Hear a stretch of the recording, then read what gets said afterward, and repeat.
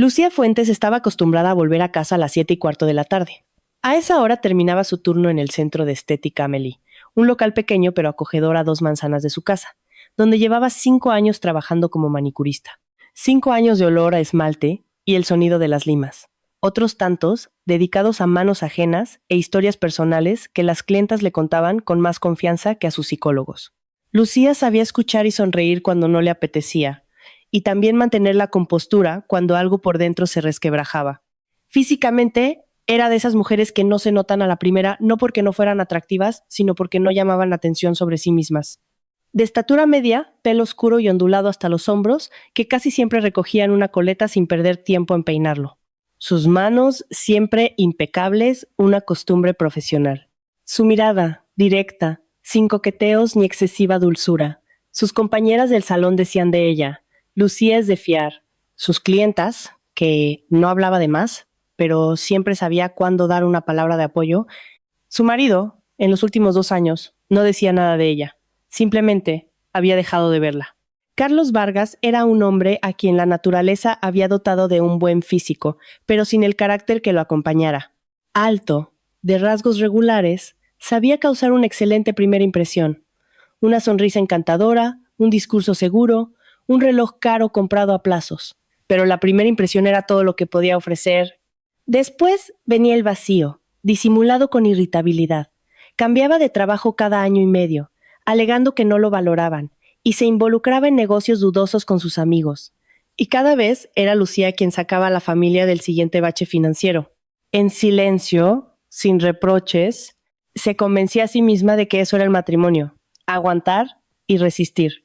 A Silvia Romero la había visto 2 veces.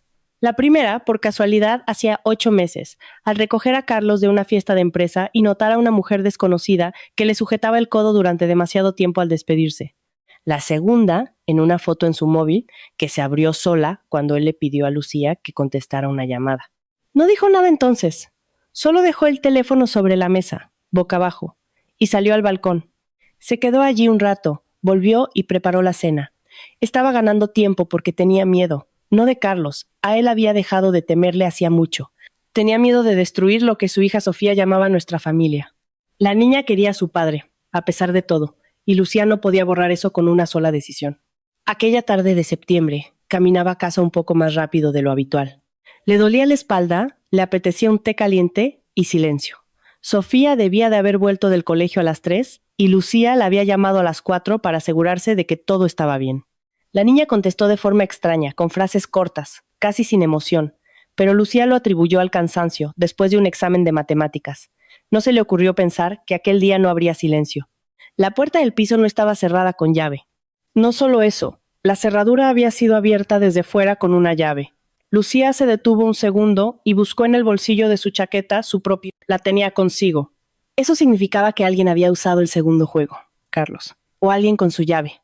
Entró. Lo que vio en el recibidor tardó varios segundos en procesarlo. Su cerebro se negaba a aceptar la escena como real. En medio del pasillo estaba su maleta grande, la misma con la que habían ido de vacaciones 3 años atrás, las últimas vacaciones juntos, cuando ella todavía creía que todo podía arreglarse. La maleta estaba abierta y sobre ella se inclinaba una mujer. No, Carlos, una mujer. Silvia Romero era de esas personas que saben ocupar el espacio ajeno como si siempre les hubiera pertenecido. 35 años, alta, segura en cada movimiento, con el pelo oscuro suelto. Metía sin prisa en la maleta la ropa de Lucía, una pila de jerseys del estante superior del armario, el neceser del baño, que por alguna razón ya estaba allí.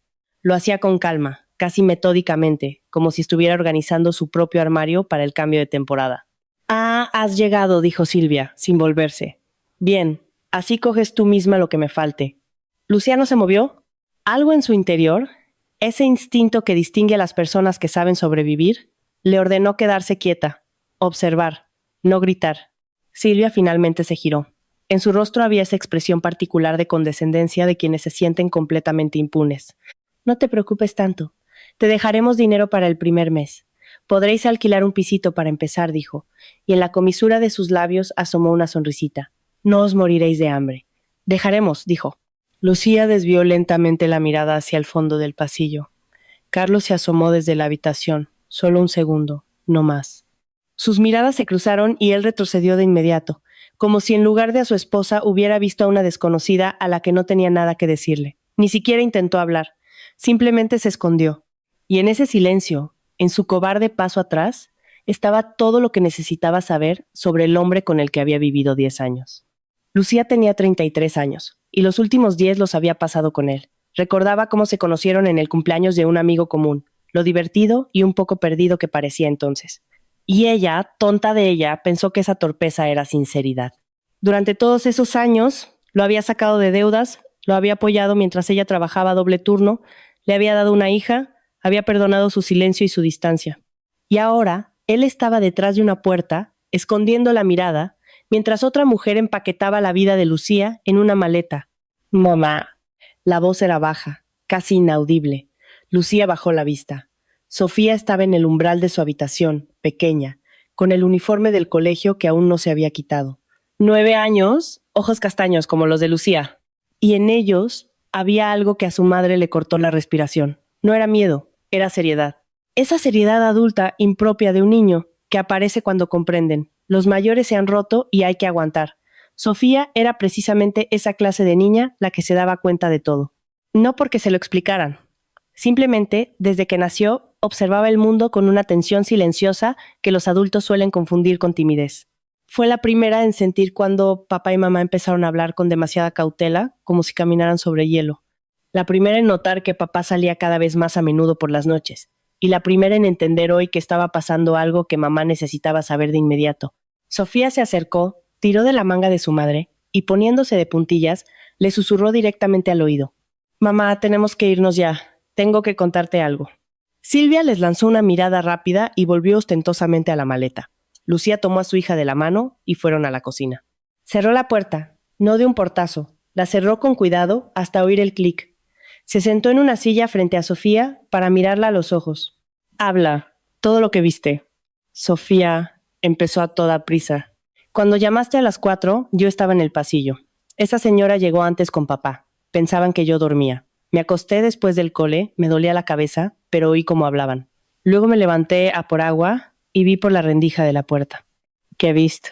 Sacó de su bolso una bolsita pequeña, transparente, con algo blanco dentro, y la metió, así Sofía gesticuló con las manos, debajo de tu ropa en la maleta.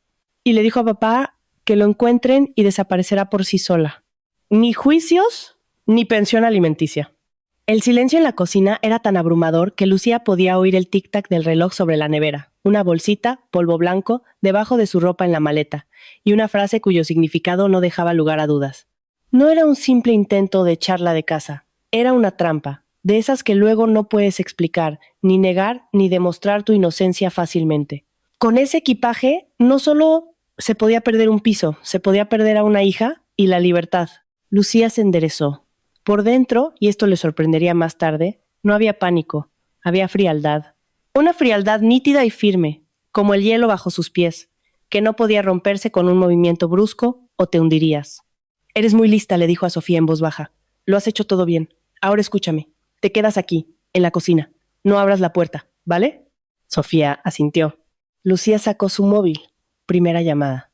A Laura Jiménez, su amiga, que vivía 10 minutos andando. Eran amigas desde el colegio. Si había alguien a quien podía decir «te necesito ahora mismo» sin dar explicaciones, era a ella.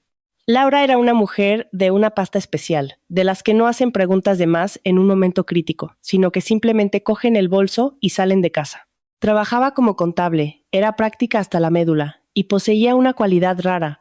En medio del caos ajeno, sabía mantener una calma absoluta. «Laura, te necesito muchísimo, ahora mismo. ¿Sabes la dirección?» «¿Qué ha pasado?» «Cuando llegues, te explico. Es urgente y vital. Por favor». Segundo paso.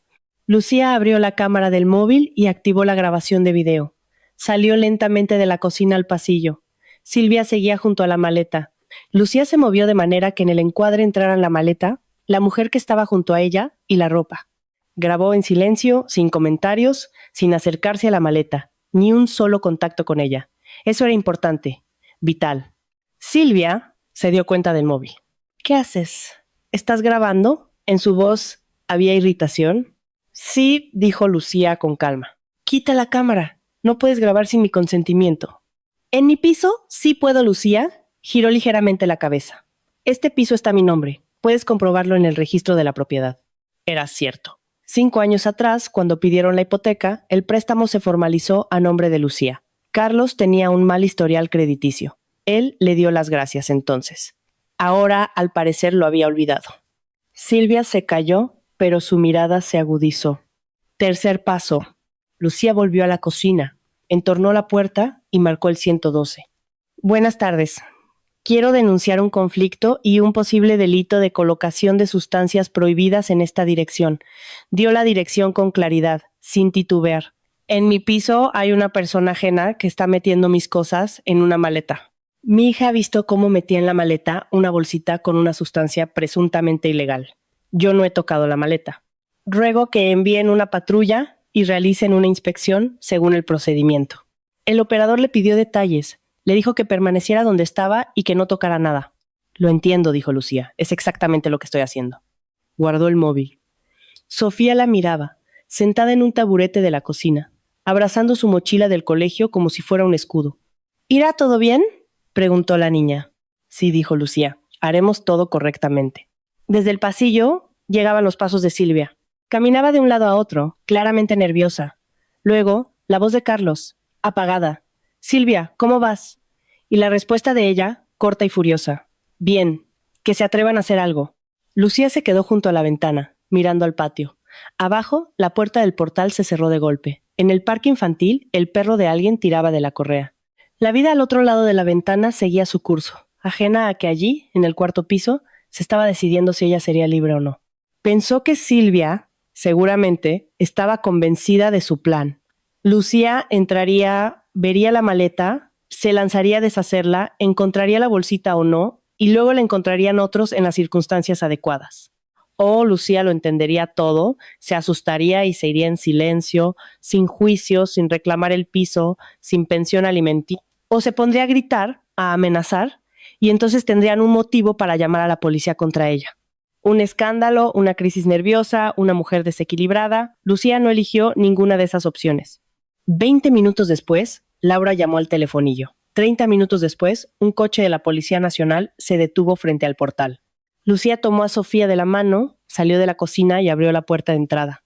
Silvia se giró, apartándose de la maleta. Por primera vez en toda la tarde, en su rostro apareció una expresión que no era ni de confianza ni de condescendencia. Era miedo.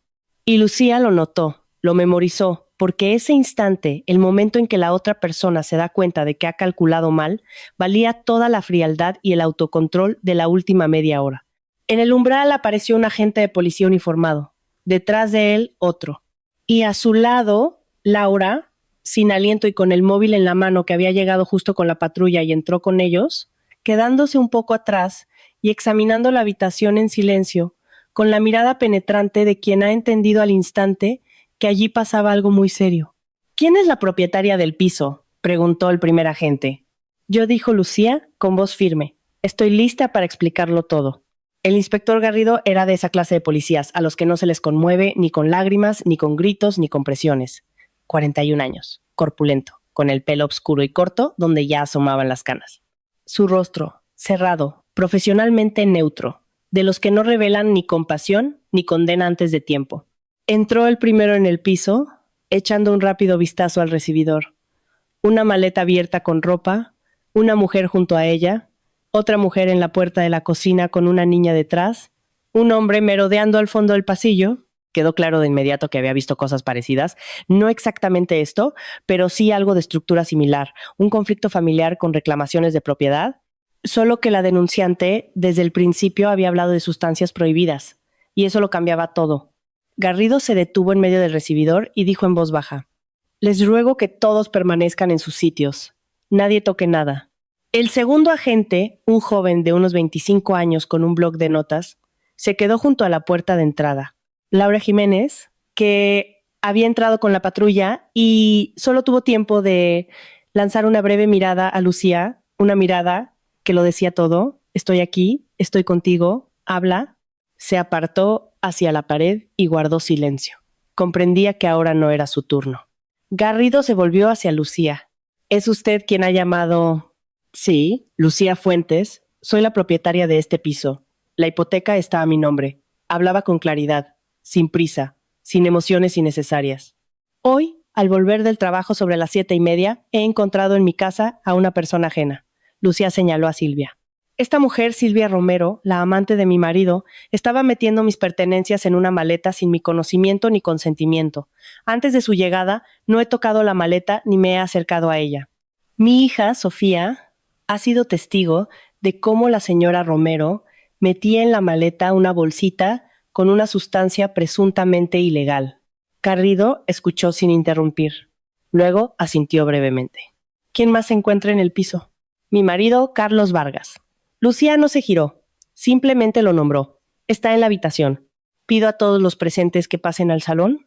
Silvia se movió primero, con calma, la espalda recta, con la actitud de quien no tiene nada que ocultar. Pero Lucía notó que sus dedos se crisparon ligeramente y que no apartó las manos de la maleta de inmediato.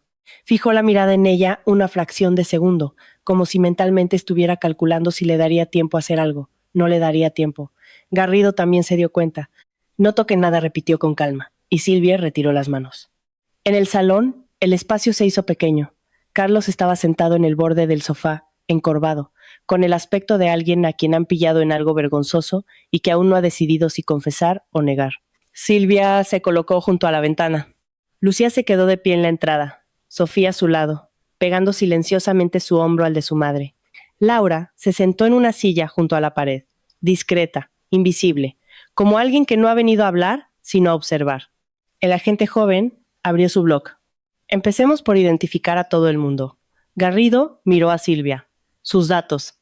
Silvia Romero, 35 años. Su voz era firme, casi aburrida. ¿Dirección? Silvia dio una dirección, otro barrio de la ciudad. Es decir, que no está empadronada ni reside aquí. Una pausa, corta pero perceptible. Estoy aquí con Carlos. Él me ha invitado. ¿Tiene llaves del piso? Carlos abrió la puerta. Entonces, no tiene llaves. Garrido no lo dijo como una pregunta, sino como una constatación, y se giró hacia Carlos. ¿Confirma usted que dio permiso a esta mujer para estar en el piso? Carlos levantó la cabeza. Parecía como si hubiera pasado la última hora esperando una conversación completamente diferente, una en la que no había policía. Pues sí. Está conmigo. El piso está en nombre de su mujer, no suyo. Pero yo vivo aquí. Tengo derecho. Esa es otra cuestión, lo interrumpió Garrido, sin brusquedad, pero con firmeza. De momento, tomamos nota. El piso está registrado a nombre de Lucía Fuentes. La ciudadana Romero no está empadronada aquí, no tiene llaves. Obtuvo el acceso a través del ciudadano Vargas, se volvió de nuevo hacia Lucía. Usted informó por teléfono de la sospecha de que se habían colocado sustancias ilegales. Explíquese con más detalle. Cuando volví a casa, mi hija me dijo que vio cómo la señora Romero sacaba de su bolso una bolsita transparente con un polvo blanco y la escondía bajo la ropa en la maleta. Y al hacerlo, le dijo a mi marido lo siguiente. Lucía hizo una pausa. Que lo encuentren y desaparecerá por sí sola. Ni juicios ni pensión alimenticia. Después de que mi hija me contara esto, les llamé inmediatamente. Avisé a una testigo, señaló a Laura, y puse a grabar un vídeo. No he tocado la maleta en ningún momento. ¿Tiene la grabación? Sí. Lucía le tendió el móvil. Ahí se ve que entro en el pasillo, la maleta está abierta, la señora Romero está al lado, yo no toco ni la tapa ni el contenido. Garrido vio la grabación en silencio. Le pasó el móvil a la gente joven, que empezó a anotarlo en el atestado. Necesitamos testigos, le dijo Garrido a su compañero. Sal al rellano y llama a un par de vecinos. Mientras su compañero estaba fuera, en el salón reinaba el silencio. Silvia permanecía junto a la ventana con cara de piedra, pero Lucía vio que de vez en cuando miraba a Carlos, brevemente, con exigencia, como diciendo, aguanta, no hables. Carlos miraba al suelo. Laura sacó su móvil y, sin hacer ruido, empezó su propia grabación, sin ostentación, simplemente para registrar el ambiente general de la habitación. Lucía se dio cuenta y le hizo un gesto casi imperceptible de asentimiento a su amiga. Unos minutos después, el compañero volvió con dos vecinos, una mujer mayor del tercer piso y un joven del piso de enfrente, que por su aspecto acababa de ser interrumpido en plena cena. Les explicaron su papel como testigos y les pidieron que firmaran. Ambos aceptaron, con curiosidad, pero sin hacer preguntas. Procedemos a la inspección de la maleta, anunció Garrido. La maleta pertenece a la denunciante, ¿correcto? Sí, dijo Lucía. ¿La ropa que hay dentro es suya? Mía. Yo no la ha metido la señora Romero. En mi ausencia. Garrido se puso guantes. El agente joven se colocó a su lado con el bloc, los testigos a cada lado a una distancia prudencial. Abrieron la maleta. Encima había jerseys, doblados con esmero, casi con mimo, justo como se doblan las cosas cuando se quiere que parezca natural. Garrido, metódicamente, sin prisa, empezó a revisar el contenido, capa por capa, en silencio. En el salón no se oía nada más que el roce de la tela y el leve crujido del parqué bajo los pies de los testigos. Encontraron la bolsita en la tercera capa, debajo de una pila de ropa, pegada a la pared lateral de la maleta. Transparente, sellada, del tamaño de la palma de una mano. Dentro, una sustancia blanca. Registrado, le dijo Garrido a su compañero.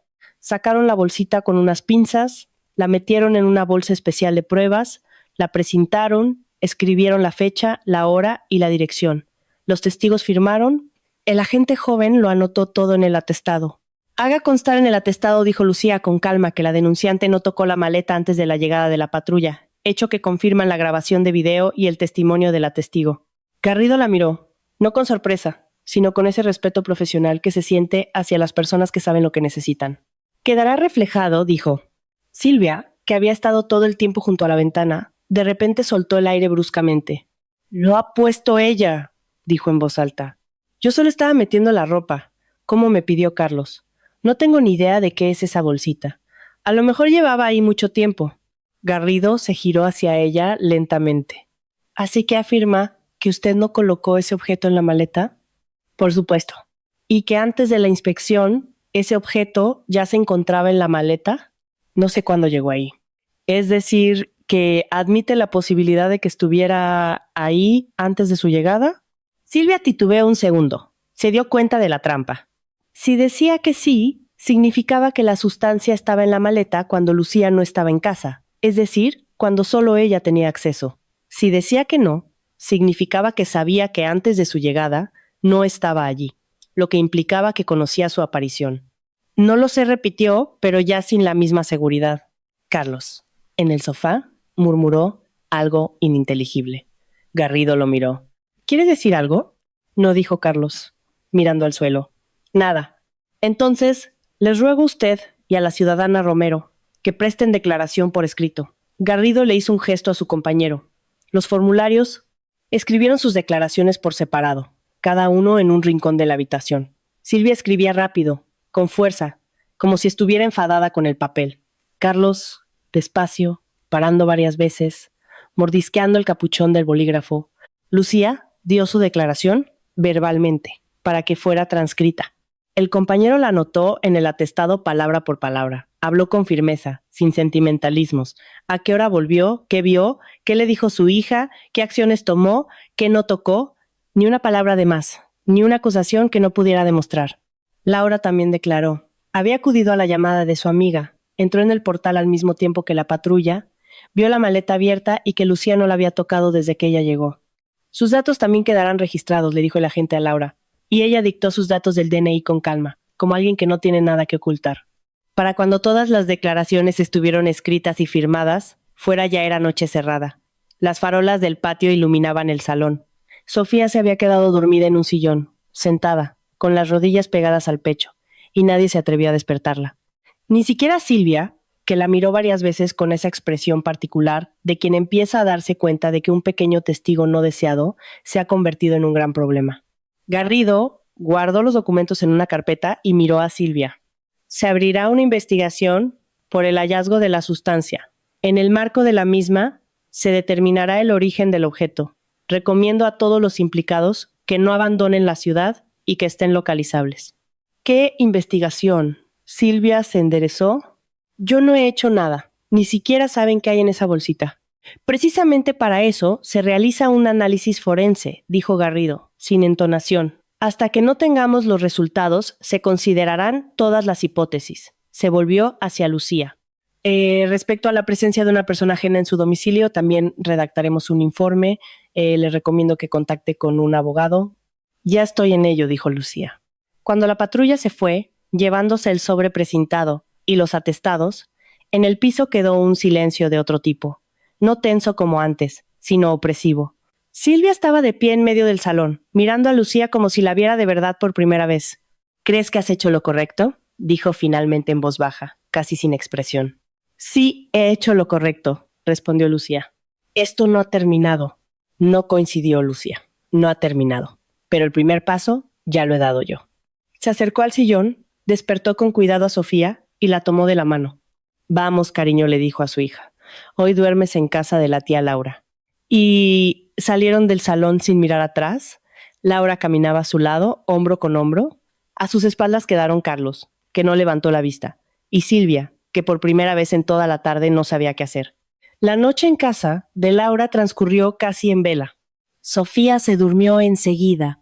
El cuerpo de un niño se impone, incluso cuando el mundo de los adultos se desmorona. Pero Lucía se quedó en la cocina de su amiga hasta las 2 de la madrugada, con la vista fija en un punto del mantel de cuadros. Laura no la tosigó a preguntas. Simplemente se sentó a su lado, sirviéndole té de vez en cuando. Así es como saben callar las personas muy cercanas, las que entienden que en ese momento las palabras sobran. Fue la propia Lucía quien empezó a hablar. No de inmediato. Primero miró largo rato el mantel y luego dijo en voz baja. Pensaba que lo peor era enterarme de lo de Silvia, que me engañaba, que todo este tiempo he vivido junto a alguien que no me veía. Hizo una pausa. Resulta que no era así. Lo peor es que él estuvo de acuerdo, que asintió cuando ella se lo propuso. Laura no respondió, solo le acarició el hombro. A la mañana siguiente, mientras Sofía desayunaba gachas de avena y veía dibujos en la tablet, Lucía llamó a un despacho de abogados. El número se lo había dado Laura. Ella, como contable, trataba con distintos profesionales y conocía a la gente adecuada. La abogada, Irene Vidal, tenía un hueco ese mismo día a las 12. Irene llevaba 10 años ejerciendo, especializada en Derecho de Familia y Defensa Penal.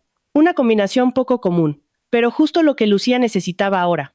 36 años, pelo corto, gafas de montura fina, un traje de chaqueta sin detalles superfluos. Escuchó a Lucía con atención, sin interrumpir, tomando notas en un cuaderno. Cuando Lucía terminó, Irene dejó el bolígrafo. Actuó usted correctamente, dijo sin preámbulos. La llamada inmediata a la policía, la grabación de video previa a la inspección, la testigo que puede confirmar que no tocó la maleta. Es una posición sólida. Pero Sofía es la única que vio cómo Silvia metía la bolsita. Eso no es una debilidad, dijo Irene. Es una cuestión aparte que hay que gestionar bien. La declaración de un menor en casos como este es un asunto delicado. Lucía lo entendía por instinto. Irene se lo explicó legalmente. A Sofía no se la podía interrogar como a un testigo adulto. El procedimiento era diferente, más suave, con la participación de un especialista. Pero el simple hecho de que fuera Sofía quien alertara a su madre sobre la trampa y que lo hiciera antes de que nadie pudiera explicarle lo que estaba pasando, ya estaba recogido en el atestado, y eso era importante. Una niña de 9 años no podía saber qué significaba una bolsita transparente con polvo blanco, dijo Irene. Describió lo que vio. La señora sacó una bolsita y la escondió bajo la ropa. Y cito las palabras que escuchó. No es una interpretación, es una observación. Y así es como lo vamos a plantear. Llegaron a un acuerdo. Irene se haría cargo del caso. 2 frentes, familia y penal. En lo familiar, divorcio, pensión alimenticia, determinación de la custodia de Sofía a favor de la madre. En lo penal, la defensa de Lucía ante cualquier intento de responsabilizarla por la sustancia encontrada y en paralelo la recopilación de pruebas contra Silvia. Esperaremos los resultados del análisis forense, dijo Irene. Pero empezamos a construir la estrategia desde ya. Al día siguiente, viernes, Irene Vidal contactó con el inspector al que habían asignado el caso. Lucía no estuvo presente en la conversación, pero Irene se la resumió por la tarde, de forma breve y concisa. Quieren hablar con Sofía, de manera informal, con un psicólogo. No es un interrogatorio, es una conversación. He insistido en estar presente. Lo hemos fijado para el lunes. Lucía asintió. Está preparada. Está más preparada que muchos adultos que he visto sentados en esa silla, dijo Irene, y en su voz, por primera vez, hubo un atisbo de calidez. El domingo por la tarde, Lucía habló con su hija. No ensayaron respuestas, no le explicó qué debía decir, simplemente se sentó a su lado en la cama y Sofía, mientras hojeaba un libro, preguntó de repente, «Mamá, ¿mañana tengo que contar lo que vi?» «Sí, solo lo que viste tú. No hace falta inventar nada». «Vale. ¿Solo lo que pasó?» Sofía asintió, cerró el libro. «Lo recuerdo perfectamente», dijo. «No me lo he inventado».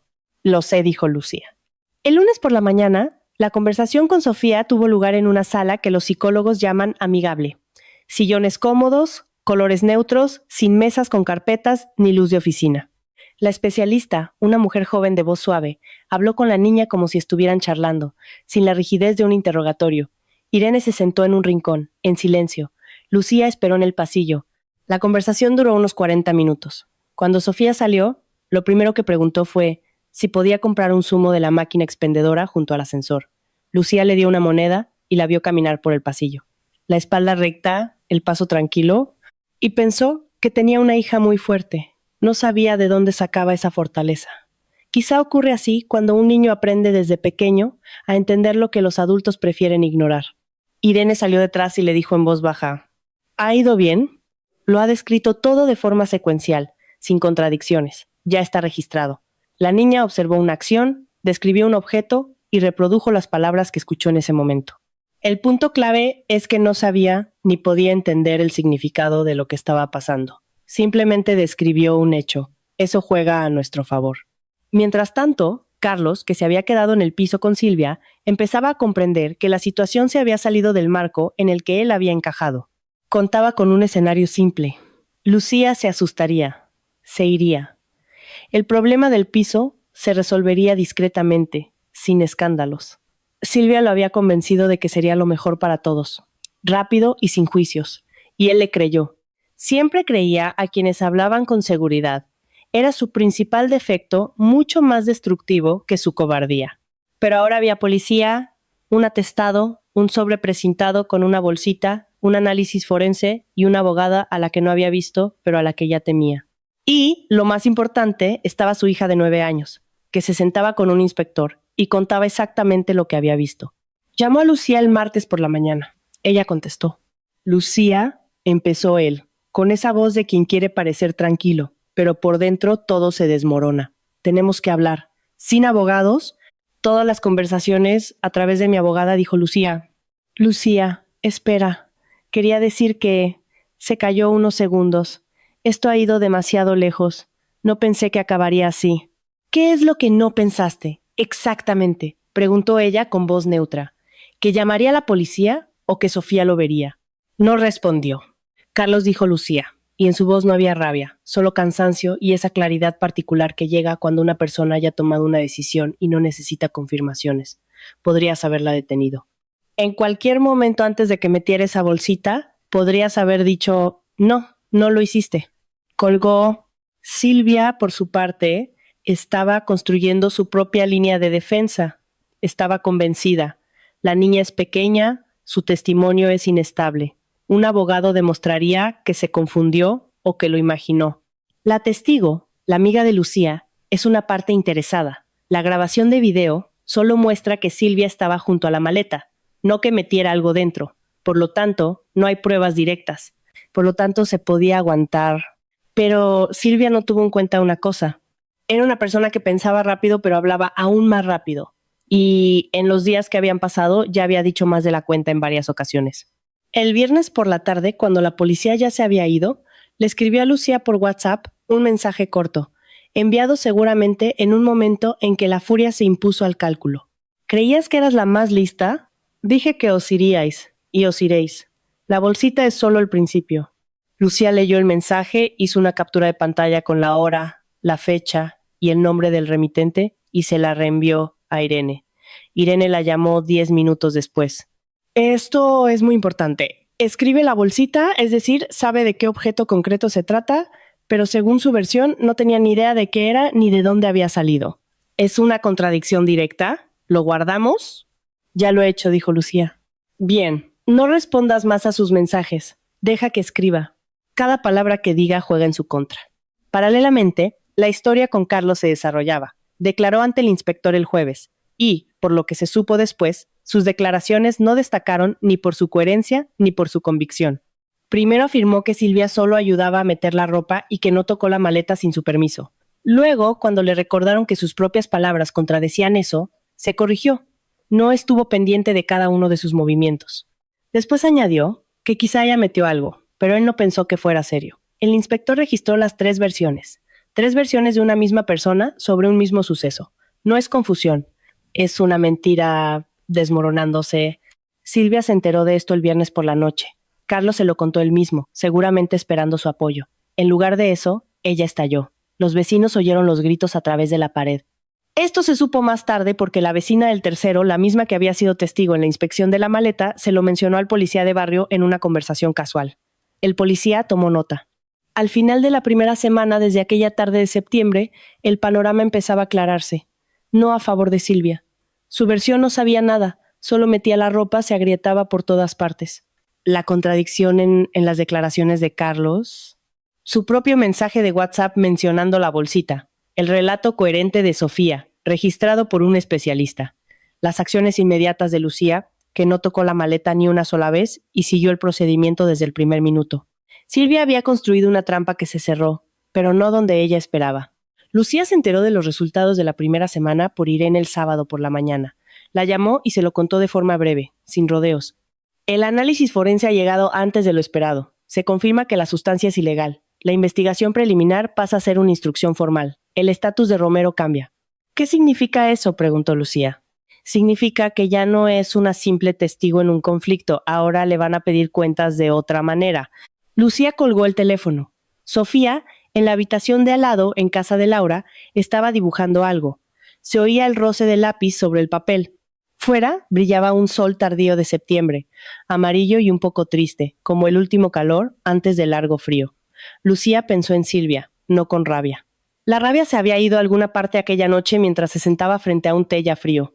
Solo quedaba una comprensión sobria, casi tranquila. Aquella mujer estaba tan segura de la debilidad ajena que no se preparó en absoluto para la fortaleza ajena. Y Lucía resultó ser más fuerte de lo que Silvia podría haber imaginado. La segunda semana comenzó con Silvia Romero llamando a Carlos el domingo por la mañana y hablando con él durante 40 minutos. Más tarde, Carlos no podía recordar exactamente qué le dijo.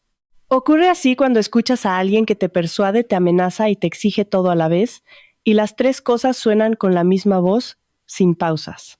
Solo recordaba el mensaje general, mantener la versión, no cambiar la declaración, decirle al inspector que la bolsita podría haber estado allí desde hacía tiempo, que Silvia no la tocó, que Sofía era pequeña y podría haberse confundido. Si él se rompía ahora, ella no se lo perdonaría, nunca. Carlos escuchaba y callaba. Ese era otro de sus rasgos. Callar cuando había que hablar y hablar cuando había que callar. Después de la llamada, se quedó sentado un buen rato en la cocina, mirando por la ventana. En el patio había ruido. Unos niños jugaban al fútbol en el asfalto. El perro de un vecino les ladraba. Pasó un coche. La vida normal. Que no sabía que él estaba allí sentado intentando decidir de qué lado ponerse. No por una cuestión de conciencia. Con eso tenía problemas desde mucho antes de esta historia. Era por miedo. Tenía miedo de Silvia. Tenía miedo del inspector y de la abogada Irene Vidal, a la que había visto de pasada en el pasillo del despacho, y que lo miró como si ya lo supiera todo sobre él, incluso lo que él mismo aún no admitía. Pero sobre todo tenía miedo de mirar a Sofía a los ojos. No porque su hija fuera a hacer o decir algo más. Ya había dicho lo que vio, y eso no se podía cambiar. Tenía miedo de su mirada. De esa mirada con la que lo observó la noche en que llegó la policía. Sin lágrimas, sin gritos, simplemente mirando como se mira a un desconocido que se ve por primera vez y no se está seguro de si se puede confiar en él. Esa mirada no se le iba de la cabeza, ni de noche ni de día. El lunes, Silvia acudió a una segunda entrevista con el inspector, ya con un abogado que había contratado durante el fin de semana. El abogado era de los que aceptan cualquier caso si se paga por adelantado, y basó su defensa en el único material disponible: las dudas. La declaración de una niña no es fiable debido a su edad. La testigo es amiga de la denunciante, por lo tanto, es una parte interesada. La grabación de video solo registra la situación general, no una acción concreta. La sustancia pudo haber llegado a la maleta de cualquier manera, incluso podría haber pertenecido a la propia Lucía.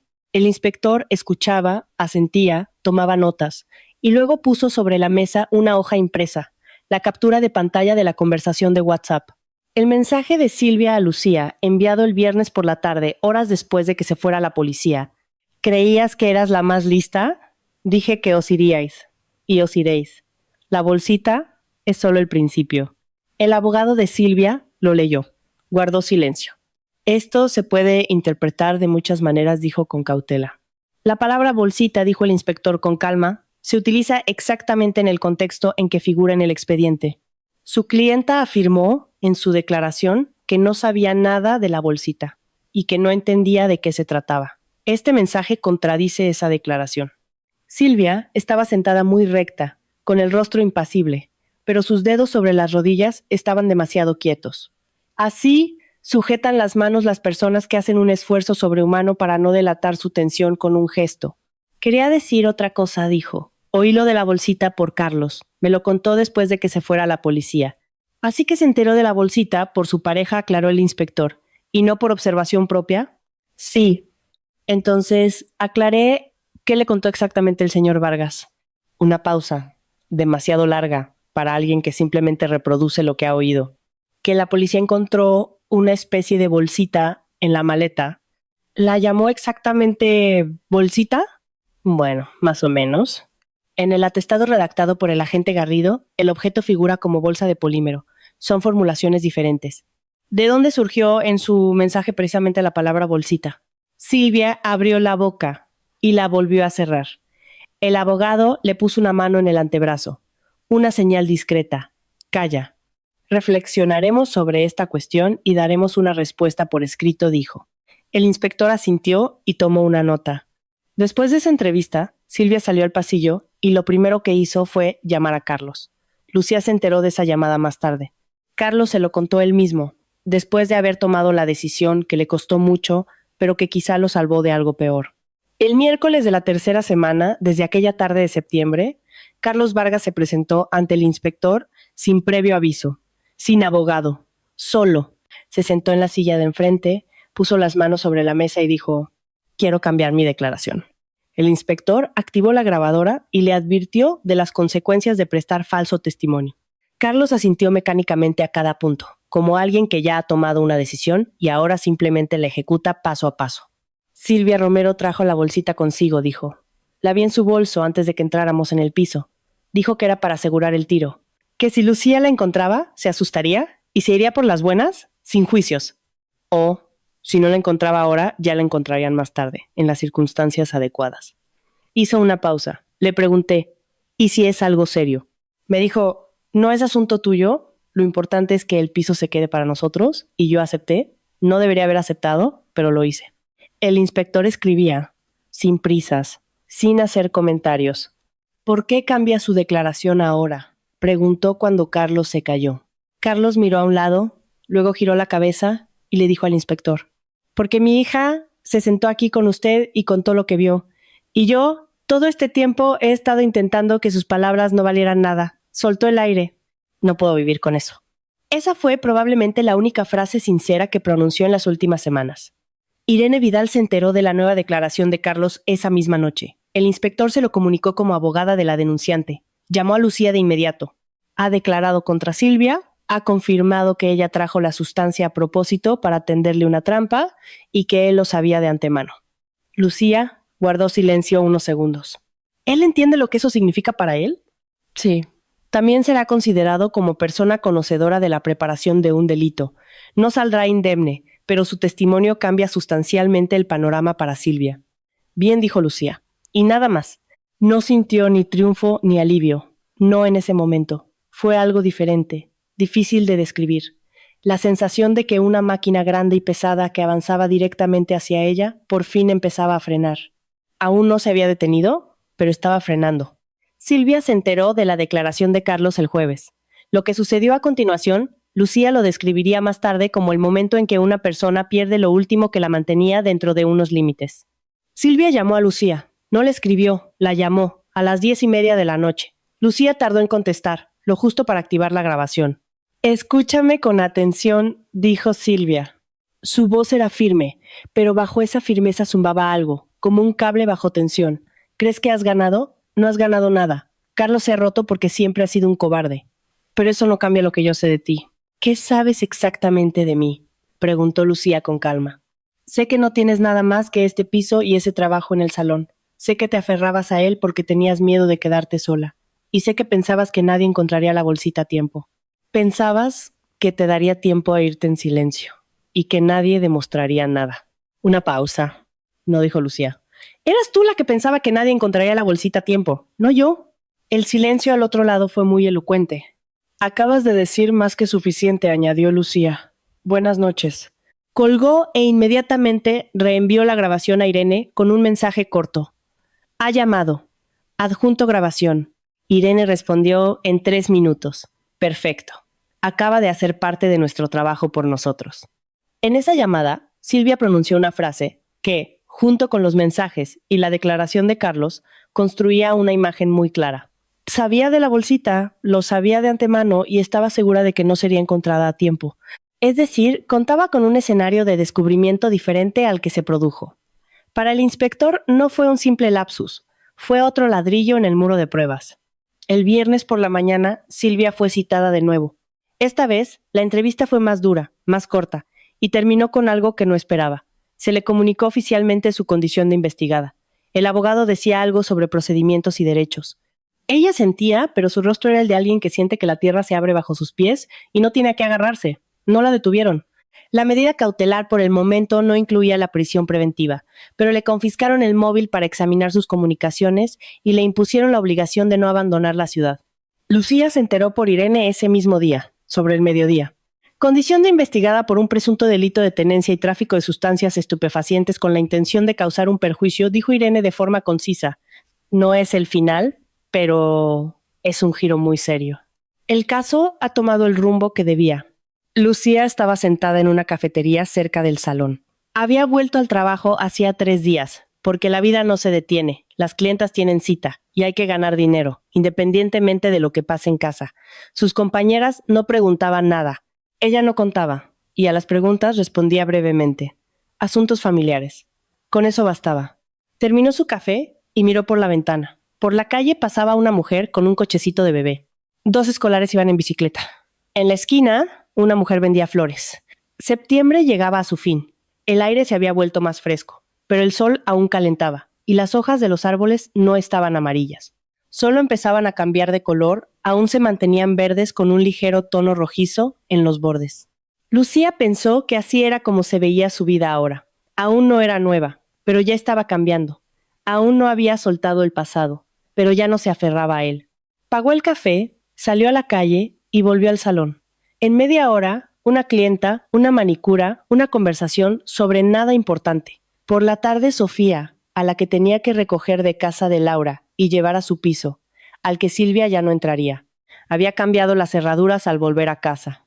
Fue la primera decisión que tomó, ya no por miedo, sino simplemente porque era lo correcto. Porque el piso era suyo, porque Sofía necesitaba un hogar, porque una nueva vida no empieza con grandes palabras, sino con acciones concretas. Cambiar las cerraduras, llamar a un abogado, volver al trabajo, un té caliente por la tarde en lugar de frío. El sábado por la noche estaba con Sofía en la cocina, ya en su piso, en su cocina, con las llaves nuevas en el gancho junto a la puerta. Sofía dibujaba algo con lápices de colores. En el fuego se calentaba la sopa. Olía a hogar. Mamá, dijo Sofía, sin levantar la vista del dibujo. ¿Papá ya no va a venir nunca más? Lucía guardó silencio. Luego respondió. Eso dependerá de muchas cosas. Pero lo verás, cuando todo se arregle como es debido. Sofía asintió. Cogió otro lápiz. Vale, dijo, y siguió dibujando. Lucía miró a su hija y pensó que era precisamente eso, la sopa en el fuego, los lápices, un asentimiento en lugar de lágrimas, por lo que había valido la pena no romperse aquella tarde. Cuando Silvia estaba de pie sobre la maleta abierta, absolutamente segura de su victoria, Silvia no había calculado mal los detalles. Había calculado mal lo más importante, la persona. Octubre llegó de golpe. En un solo día cambió la temperatura, el color del cielo y el olor del aire. Por la mañana aún parecía que el verano no se había ido del todo, pero a mediodía ya estaba claro que sí. Las hojas de los árboles del patio se volvieron de un rojo intenso. Por las mañanas, Sofía se ponía una chaqueta, y cada vez que Lucía le abrochaba los botones, pensaba, ya es otoño. Presentó la demanda de divorcio la primera semana de octubre. Irene Vidal preparó los documentos de forma rápida y precisa, sin palabras de más, sin sentimentalismos, con esa eficiencia profesional que en los momentos difíciles se valora más que cualquier compasión. Junto con la demanda de divorcio iba la solicitud para fijar la residencia de Sofía con la madre y la reclamación de la pensión alimenticia. 3 frentes, cada uno medido y justificado. Carlos no se opuso, no porque se hubiera vuelto mejor persona, Simplemente ya entendía que no le quedaba margen de maniobra. Su declaración contra Silvia se convirtió en su propia sentencia en el juzgado de familia. Un hombre que sabía que se estaba preparando una trampa contra su propia esposa y no la detuvo, no podía aspirar al papel de padre responsable. Irene utilizó este argumento con precisión y sin presiones indebidas. Simplemente expuso los hechos que hablaban por sí solos. La primera vista del juicio de familia tuvo lugar a mediados de octubre. Lucía estaba sentada a la mesa junto a Irene, con la vista al frente. Carlos estaba enfrente, con otro abogado que había encontrado en el último momento. No se miraron. 10 años de matrimonio y ahora 2 mesas, 2 abogados, una jueza entre ellos. La jueza era una mujer de mediana edad, con un rostro atento y la costumbre de hacer preguntas cortas pero imposibles de eludir. Se había estudiado el caso de antemano. Se notaba en cómo formulaba las preguntas, sin pedir detalles que ya conocía. Señor Vargas dijo, mirando a Carlos, ¿se opone a que se fije la residencia de su hija con la madre? No me opongo, dijo él en voz baja. ¿Y a las obligaciones de la pensión alimenticia? Estoy dispuesto a pagar. El abogado de Carlos le susurró algo brevemente, pero él negó con la cabeza. Al parecer, ya no tenía sentido regatear. La vista duró menos de 2 horas. Rápido para un juicio de familia. Irene explicó después que, cuando una de las partes no se opone y las pruebas sobre los hechos sustanciales ya están reunidas, no hay motivo para alargar el proceso. La decisión sobre la residencia de Sofía fue a favor de la madre. La pensión, el 25% de los ingresos de Carlos mensualmente, con una cantidad mínima fijada en caso de que sus ingresos fueran inestables. El divorcio se formalizó en la misma sesión, de mutuo acuerdo, sin más audiencias. Lucía salió del juzgado a la 1:30. Irene caminaba a su lado. ¿Ya está?, preguntó Lucía. La parte de familia, sí. La penal continúa. El proceso penal contra Silvia Romero seguía su curso. Más pesado, más largo, con más pasos procesales. Los análisis forenses hacía tiempo que lo habían confirmado. Las huellas dactilares en la bolsa pertenecían a Silvia. La sustancia de la bolsita era ilegal. Su posesión y tráfico estaban penados por la ley. Su origen se estaba investigando por separado. El inspector trabajaba en esa línea, solicitando datos, examinando las conversaciones del móvil confiscado de Silvia. Lo que encontraron en el móvil fue, quizás, el giro más inesperado de toda esta historia. Entre las conversaciones se encontró una cadena de mensajes de hacía 2 semanas, unos días antes de aquella tarde de septiembre. Silvia se escribía con una persona guardada en sus contactos como Timur. El contenido de la conversación fue descrito por el inspector en los documentos de forma seca y procesal, pero el significado era transparente. Silvia preguntaba cómo funcionaba eso y qué pasaría si lo encontraban. Timur respondía, Silvia no había metido la bolsita en la maleta de forma impulsiva. Se había preparado, lo había pensado, se había asesorado. Esto cambiaba la calificación de un episodio casual a algo mucho más serio. El abogado de Silvia intentó construir una línea de defensa argumentando que su clienta no era consciente de las consecuencias y que actuó bajo la influencia de las emociones. El inspector adjuntó la conversación al expediente. Después de eso, hablar de la influencia de las emociones se volvió considerablemente más difícil. A principios de noviembre tuvo lugar la vista preliminar del caso penal. Irene estuvo presente como representante de la parte perjudicada. Lucía fue reconocida como víctima del intento de trampa. Silvia estaba sentada en el banquillo con su abogado, la espalda recta y el rostro de piedra, la misma postura que aquella tarde en el salón. Pero sus ojos eran diferentes, inseguros, huidizos. La acusación incluía varios cargos: tenencia y tráfico de sustancias estupefacientes, y dolo de causar un perjuicio utilizando dicha sustancia como instrumento de presión. Carlos, en el proceso penal, figuraba como persona conocedora de la preparación de un delito que no tomó medidas para evitarlo. Su declaración fue clave en el caso contra Silvia y, al mismo tiempo, lo dejó a él en una posición extremadamente vulnerable. La medida final que se tomaría contra él era una cuestión aparte, pero no cabía duda de que habría consecuencias. Lucía apenas habló en la vista preliminar. Irene lo llevó todo, con claridad, sin palabras de más. Lucía se sentó, escuchó y pensó en la extraña sensación que no la abandonaba. Ni alegría ni alivio en el sentido habitual. Algo parecido a salir de una larga y oscura habitación a la luz. No entiendes de inmediato lo que ha pasado, simplemente entrecierras los ojos y respiras. Después de la vista, en la calle, Irene dijo: el caso es sólido, la probabilidad de una sentencia condenatoria es alta, las penas y medidas concretas las decidirá el tribunal, pero la dirección es clara. ¿Cuánto tardará?, preguntó Lucía. Varios meses. Un juicio penal no es tan rápido como uno de familia, pero usted ya no corre peligro. Su posición está protegida. Lucía asintió. Se abrochó la chaqueta. En la calle hacía fresco. Se dirigió a la parada del autobús. Por el camino llamó a Sofía. La niña estaba en casa de Laura después del colegio, esperando a su madre. Llego pronto, dijo Lucía. ¿Has comido? La tía Laura ha hecho crepes. Qué bien. Esperam. La vida seguía. Parecía casi increíble que con todo lo que había pasado en el último mes y medio, la vida simplemente siguiera. Los crepes en casa de Laura, el trabajo en el salón, la cola en el supermercado, el despertador por la mañana. Pero quizá eso era precisamente la principal prueba de que lo había superado. No de forma heroica, sin dramatismos, simplemente lo había superado. A mediados de noviembre, Lucía cambió su horario de trabajo en el salón. Cogió un día más y negoció un pequeño aumento de su tarifa por hora. Necesitaba el dinero, la hipoteca, Sofía, los gastos corrientes. La pensión de Carlos llegó por primera vez a finales de octubre, puntualmente. No sabía qué le había obligado a pagar a tiempo. La vergüenza, el miedo a las consecuencias, o una tercera cosa. No pensó en ello. Simplemente vio el ingreso en su cuenta y transfirió la cantidad necesaria para los recibos de la casa. Laura Jiménez, para entonces, iba a su casa casi todas las semanas. No por lástima, sino porque Sofía le había cogido cariño y porque cenar las tres juntas era más divertido. Laura traía algo para el postre.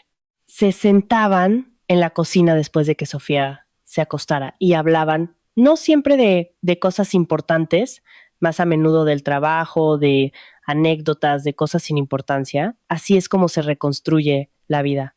No a través de grandes decisiones, sino de tardes normales en las que se puede hablar de nada. Una noche, ya a finales de noviembre, Sofía le trajo un dibujo a Lucía. «Es para ti», dijo.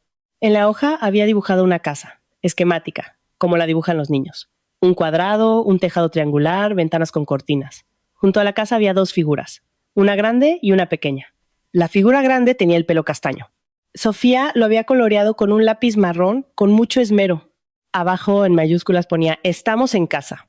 Lucía cogió el dibujo, lo miró y luego miró a su hija. «Gracias», dijo. Sofía asintió con aire serio, como alguien que ha cumplido una misión importante, y se fue a su habitación. Lucía colgó el dibujo en la pared, junto al horario de las actividades extraescolares de Sofía, allí donde se guardaba todo lo necesario y cotidiano. El proceso penal contra Silvia Romero concluyó en febrero del año siguiente. Lucía estaba sentada en la sala del tribunal junto a Irene. La sala era pequeña, impersonal, con ventanas altas y una bandera en una esquina. Silvia estaba en el banquillo de los acusados, con una chaqueta oscura, junto a su abogado. Durante toda la lectura, no se giró ni una sola vez hacia Lucía. El juez leía la sentencia con voz monótona, sin entonación. Así leen los documentos las personas que lo hacen todos los días y que hace tiempo que dejaron de poner nada personal en las palabras. Lucía escuchaba y oía cada palabra, pero las percibía como algo ajeno a ella, como si estuviera leyendo una historia de otra persona en la que por casualidad ella aparecía. La sentencia fue condenatoria.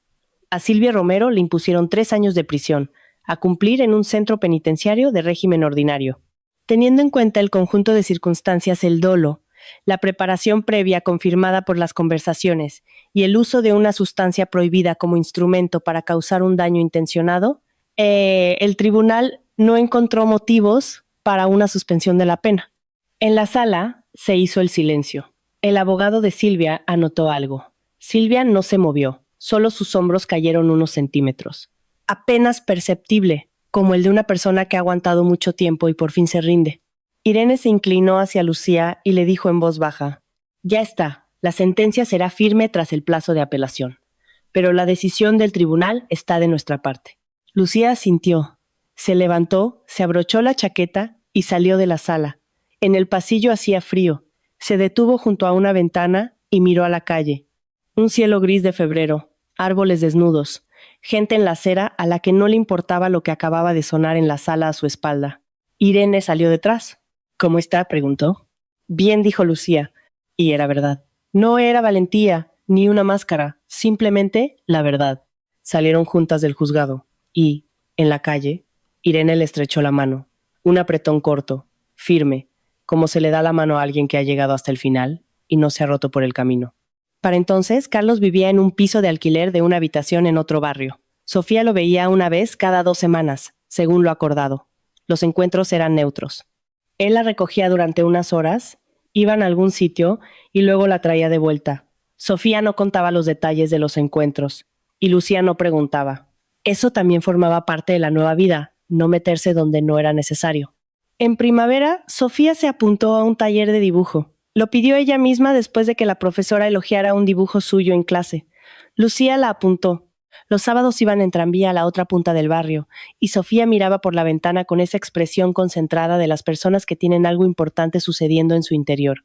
Un día, en el tranvía, Sofía preguntó: «Mamá, ¿no te arrepientes de que todo haya salido así?» Lucía pensó de verdad, no respondió de inmediato. No dijo: «Solo me arrepiento del tiempo que perdimos de mala manera. Pero eso ya pasó». Sofía volvió a mirar por la ventana. Tras el cristal se extendía la ciudad. Casas, árboles, con hojas nuevas, gente en las paradas. Vale, dijo. Entonces yo tampoco me arrepiento. El dibujo «Estamos en casa» seguía colgado en la pared, ya un poco descolorido por los bordes, pero Lucía no lo quitaba, no porque se le hubiera olvidado, sino porque cada vez que pasaba por delante, lo veía y pensaba: ¿esto es exactamente lo que importa? No la victoria sobre Silvia, ni la sentencia del tribunal, ni los papeles del divorcio firmados.